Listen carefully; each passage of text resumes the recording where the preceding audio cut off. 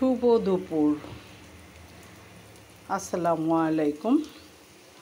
আজকে দুপুরে রান্না করতেছি, সেটা শেয়ার করব। এখানে পেঁয়াজটা আগেই ভেজে রেখেছি, একটু পানি দিয়ে দিব।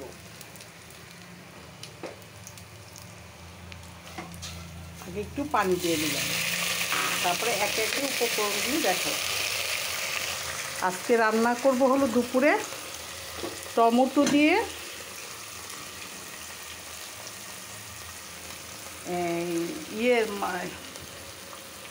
বড় তেলাপিয়া মাছের মাথা টমেটো দিয়ে ঝোল করব। এটা মরিচ, হলুদ পাউডার, আদা রসুন, লবণ এটা দিয়ে দিলাম।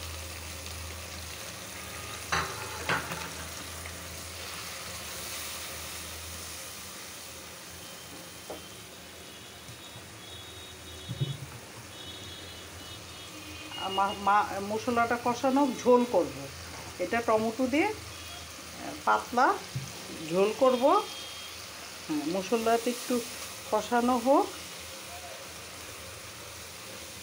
এর ভিতরে আমি টমেটোটাও দিয়ে দিচ্ছি, কারণ টমেটোটা গলে গেলে ভালো লাগবে। এটা টমেটো দিয়ে ঝোলটা করব। টমেটো এটা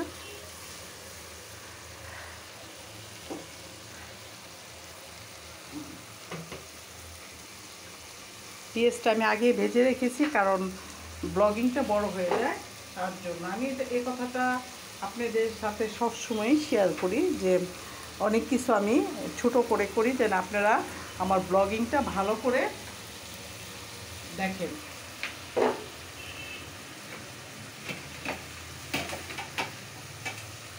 কারণ ব্লগিংটা ভালো করে না দেখলে আমার তো ভিউজ হবে না। হ্যাঁ, তাই আপনারা ছোট করে হলে বিরক্ত বোধ করবেন না, ব্লগিংটা পুরাটাই আপনারা দেখবেন। তাই আপনাদের জন্য আমি ব্লগিংটা অনেক ছোট করে করি, যাতে দ্রুত হয়ে যায়। আমার পেঁয়াজটা ভাজা হয়ে মশলাটা ভোনা হয়ে গেছে।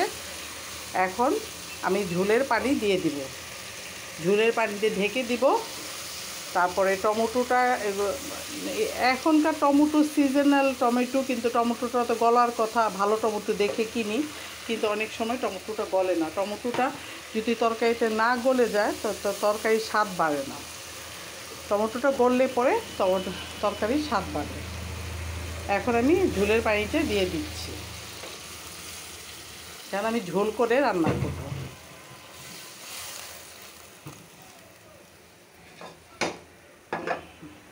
ঢেকে দিচ্ছি, একটু হতে থাক, তারপরে আমি মাছ দিয়ে দিব। এখন এখানে নিয়ে আরেকটা আইটেম করব, শাক বাঘার দিব, যেটাকে আপনারা কলই শাক অবশ্যই চিনেন। খুব এই শীতের সিজন ছাড়া কলই শাকটা পাওয়া যায় না। আমার খুব পছন্দের শাক এটা, কলই শাক। এটা খেতে অনেক মজা, কারণ এটা সবসময় পাওয়া যায় না। এটা দিয়ে দিলাম আদা কুচি করে দিলাম। আরেকদিন আমি বলেছি, আদা কুচি করে দিলে কলই শাকের একটা সমস্যা থাকে, অনেকের পেটে ব্যথা করে বা হজম হয় না, সেটা হজম হয়ে যাবে এইটা দিলে পরে। আদাটা দিলে, এখানে আদা আছে, রসুন আছে, পেঁয়াজ আছে, শুকনো মরিচ আছে।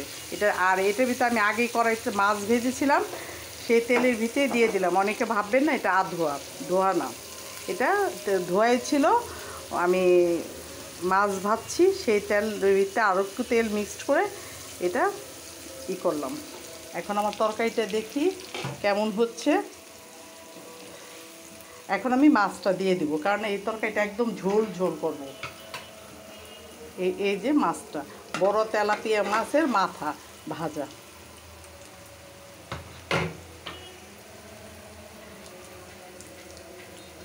হ্যাঁ, এখানে ধনিয়া পাতা মিক্সড করব, আর একটু জিরা পাউডার দিব।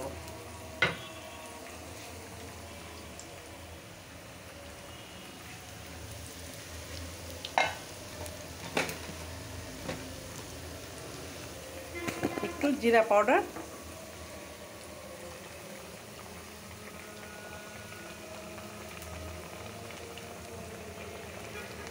তারপরে ধনিয়া পাতা দিয়ে ঢেকে দিব, যেন মাথাটা তো বড় বড় মাথা, এগুলো যেন ভালো করে ই হয়, বলটা জানি ভালো হয়। এখানে পেঁয়াজটা পুড়ে যাচ্ছে। এখন আমি ধনিয়া পাতাটা দিয়ে দিচ্ছি। একদম এটা ঝোল রাখবো, এটা ভুনা বলে না, টমেটো দিয়ে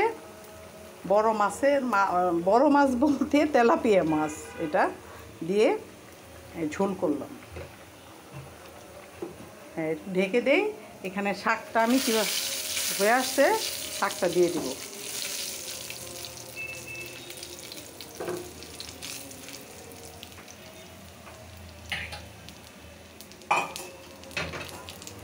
এই যে শাকটা দিয়ে দিলাম।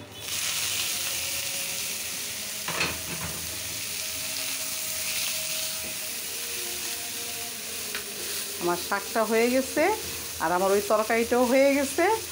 আমার ভিডিওটা ভালো লাগলে এবং আমার রান্না যদি আপনাদের পছন্দ হয়, আর আমার কথা বলি যে আপনাদের যদি ভালো লাগে, অবশ্যই আমাকে সুন্দর সুন্দর কমেন্টস করবেন, শেয়ার করবেন, লাইক দিবেন, সাপোর্ট করবেন, ভালোবেসে আমার পাশে থাকবেন,